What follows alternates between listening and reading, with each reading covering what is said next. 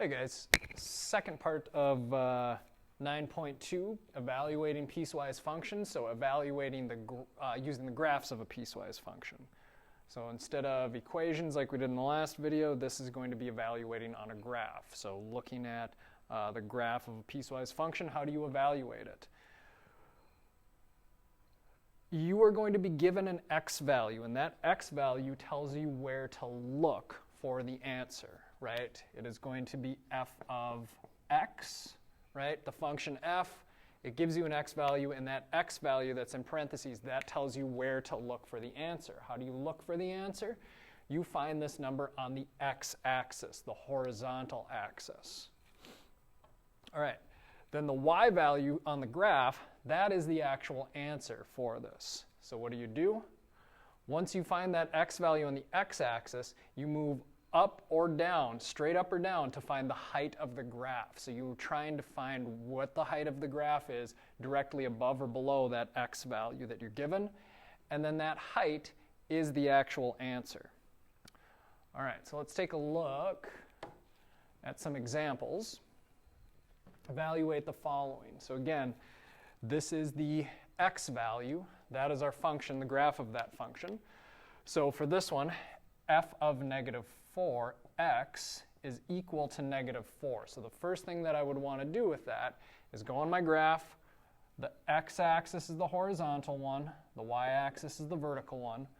I would find negative 4. So starting from the origin, if there's not numbers there, 1, 2, 3, 4 to the left, that is negative 4. And I would want to move straight up or straight down to get to the actual graph. So in this case, I'm going to go straight down, and the height at that point is the answer to this. So what I can do from there is figure out the height, either count how far down it is, or if I take that straight to the side, that shows me what the height is right here, which is negative 4. So the answer for f of negative 4 is also negative 4. Right, f of 0. Sometimes students get a little mixed up with this one because they think that they have to move from the origin, but 0 is right at the origin. So what is the height for here? Well, I have to move up to get to the actual line from the graph. So I go straight up. I went up 1 unit, and so the height there is 1. So f of 0, where x is equal to 0, the answer is 1. All right, f of 2, x equals 2. Now this is a good one. This is one where students sometimes make mistakes as well. 2 on the x-axis is right here. Now the question is, I've got this green section of the graph down here, I've got the blue section over here. Which one do I go to?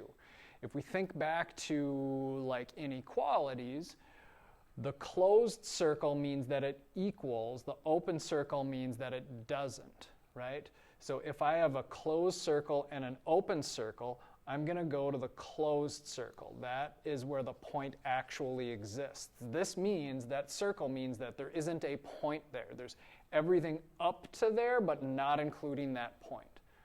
All right, so I move up to here. What is the height at that point? If I go straight to the side, that height is 5. So my answer for f of 2 is 5. Last one, f of 5.